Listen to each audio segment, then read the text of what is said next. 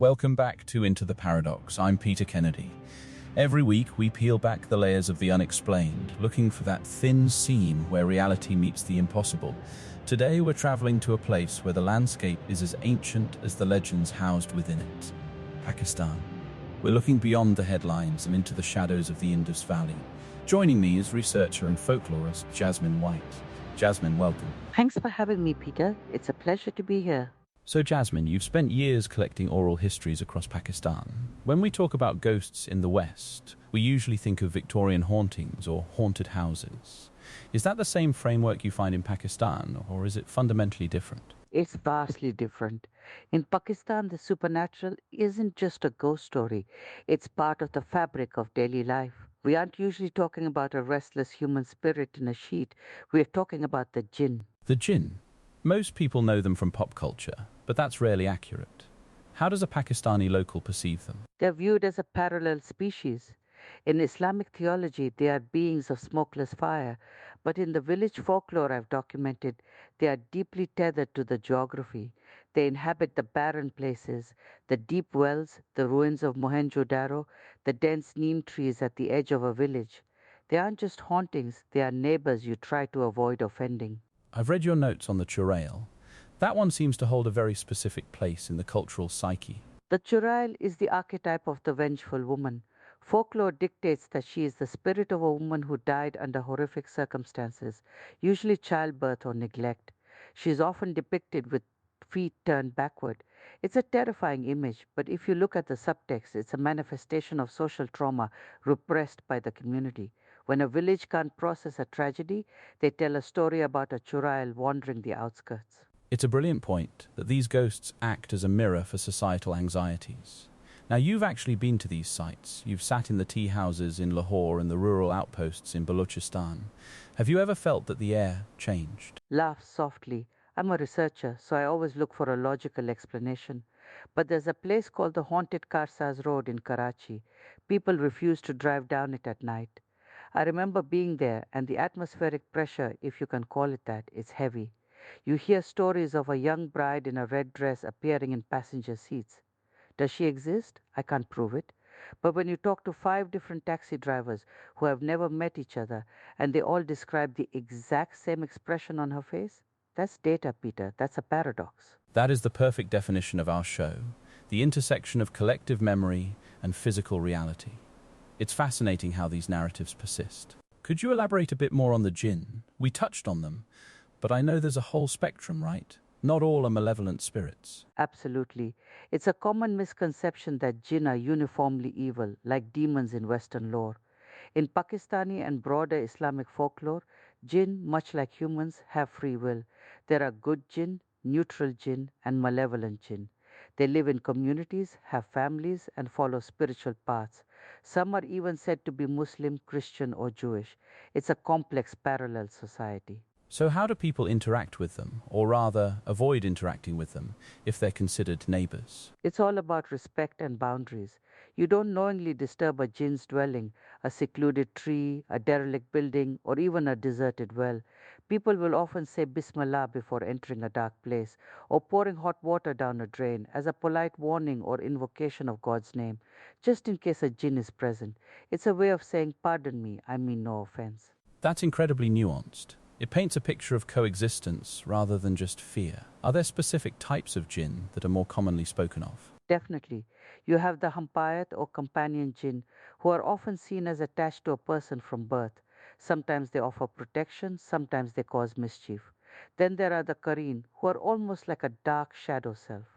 But generally, the jinn most commonly encountered in stories are the ones tied to specific natural elements, fire, water, air, or specific places like a jinn residing in an ancient banyan tree or a well. I remember one story from a village near Thatta where a family believed a jinn had been living in their ancestral home for generations, largely minding its own business until a new renovation disturbed it, leading to strange occurrences like objects moving or whispers in empty rooms. So even a well-intentioned renovation could inadvertently trigger a supernatural incident. That really underscores the idea of respect for unseen entities. Let's swing back to the churail for a moment. You mentioned her backward feet. What's the significance of that, visually and symbolically? The backward feet are key to identifying her. It's a visual marker of something profoundly unnatural, something that has been twisted from its rightful path. Symbolically, it represents her unnatural state.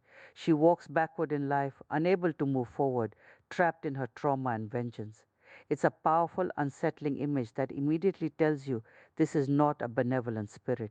She's inverted, a complete reversal of the natural order. And the motivation for her vengeance often ties back to tragic deaths, especially those related to childbirth or neglect, you said.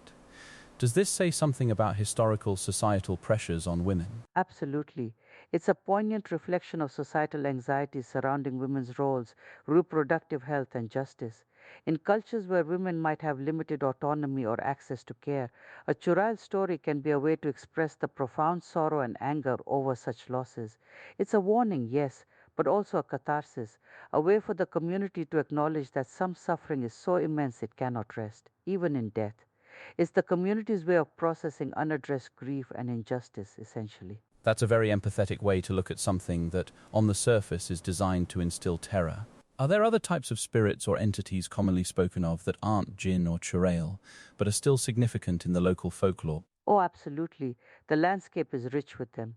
You have the pari, which are often described as beautiful ethereal beings, sometimes like Western fairies, but with a more profound spiritual connection. They are usually benevolent, or at least less malicious than some jinn. Then there's the Pichal Pairi, which translates to backward footed one, similar to a churail but often found in more remote mountainous regions, sometimes with a more animalistic or feral aspect. They're terrifying in a different way, more primal. So a regional variation, almost. What about more generalized ghosts? Do they have a place, or do jinn and churail cover most supernatural manifestations? You do hear stories of Bhoot, which is a more generic term for a ghost or spirit, often a restless human soul, but it's less common than jinn encounters. The distinction can be blurry sometimes, but generally, if it's a specific type of malevolent entity, it falls under jinn or churail. Bhoot might be a more generalized apparition, maybe less powerful, less rooted in specific theology. It's a useful catch all, you know? It's interesting how these categories emerge. In the West, we often try to categorize too, but it seems less interwoven with daily life. So with all these entities, what practical measures do people take for protection? Are there specific rituals or amulets? Oh, absolutely. Protection is a huge part of it, and it often intertwines with religious practice. Reciting certain verses from the Quran, like Ayatul Kursi, is very common for warding off evil. People also wear taweez amulets containing scriptural verses or prayers, often enclosed in a small ornate case. These are worn for protection against evil eye nazar, jinn, and other negative influences. You'll also see daga, colored threads tied around wrists or ankles, often blessed by a spiritual healer or a Sufi saint, believed to offer protection. The Sufi connection is fascinating. Pakistan has such a rich Sufi tradition. How do the practices and beliefs of Sufism intersect with this folklore of jinn and spirits? That's a brilliant question, Peter, because it's a deeply significant intersection. Many Sufi saints or walis are believed to have immense spiritual power, enough to control or even communicate with jinn. Pilgrims often visit Sufi shrines not just for blessings, but also for exorcisms or to seek remedies for jinn possession or affliction. The shrine of Lal Shahbaz Kalandar in Sehwan, for example, is famous for its healing powers, and people come from all over for what they believe are spiritual ailments caused by jinn. It's an entire ecosystem of belief where the supernatural is integrated into the spiritual healing process. So the saints aren't just figures of reverence, they're active protectors and healers against these unseen forces.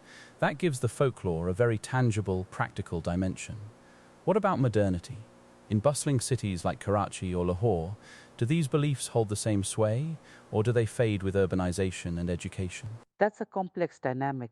While urban centers might see a decline in overt belief among some younger, educated segments, the folklore persists in subtle ways. Many urban families still use taweez or recite protective verses, and when something truly inexplicable happens, even highly educated individuals might consider the possibility of a jinn. It's deeply ingrained. It's not necessarily about illiteracy, it's about a cultural framework. Plus, the stories get retold in new ways, adapting to urban legends, like the Karsa's Road Bride. That's a distinctly urban legend. So it adapts rather than disappears. It just shifts forms. You've spent so much time immersing yourself in this, Jasmine. Have you ever had a moment during your research where you, the academic, felt a genuine shiver down your spine, or something that defied easy explanation? Pauses, a slight smile in her voice. You know, Peter, I always try to be scientific, to observe and analyze. But there was one night deep in a rural area of Sindh, near some very ancient ruins. I was interviewing an elderly woman about local jinn stories, specifically about those that inhabit ancient structures. It was late and a heavy wind picked up, swirling dust around. As she was describing a particularly mischievous jinn, a small clay pot on her shelf, which had been there for ages and was quite stable, just toppled over. No apparent cause, she just nodded slowly and said, "He doesn't like being talked about." I mean, it could have been anything, a vibration, an old shelf, but in that moment, in that setting, with her unwavering belief, it felt different, it felt charged. My research brain said coincidence, but my gut definitely had a moment of, maybe? That's the paradox, isn't it? The intersection of the rational and the visceral, that feeling you can't quite shake. It's what makes these stories so enduring. They tap into something fundamental within us. And it sounds like the ancient landscape itself plays a huge role in shaping these narratives. It absolutely does. The Indus Valley civilization, one of the oldest in the world, means this land has millennia of human history etched into it. Every ruin, every ancient riverbed, every secluded grove carries echoes. These aren't just empty spaces, they're imbued with memory, with the spirits of forgotten peoples, and that's where the jinn find their homes. The stories aren't just about the land, they are the land, speaking through the generations. A truly profound connection. It makes you realize how much richer and deeper a culture's understanding of the supernatural can be when it's so intrinsically tied to geography and history. Jasmine, for our listeners who might want to dig deeper into the folklore of the region, beyond just the Dustans you mentioned earlier, where else should they look? Beyond the Dustans, I'd say seek out local storytellers if possible. If you can access translations, look for collections of regional folktales. Shah Abdul Latif Bitai's Shah Jo Risalo, for instance, a classic Sindhi poetic work, is rich with allegories and characters that resonate with these themes, even if not directly about jinn. It speaks to the soul of the land. Don't look for ghost hunting shows. Look for the poets and the grandmothers, because that's where the truth of the jinn and the history of the land live. It's about listening, not just looking. Incredible. It really emphasizes the oral tradition and the value of those voices. Jasmine, thank you for guiding us through the veil today, for showing us that folklore isn't just about scares, but about identity, history, and understanding a society's deepest reflections. Thank you, Peter. It's been an absolute pleasure to share these stories with your listeners. And to our listeners, keep your eyes on the shadows, but remember, the things we fear are often just stories we haven't learnt how to read yet, or perhaps stories that read us. This is Into the Paradox. Catch you on the other side.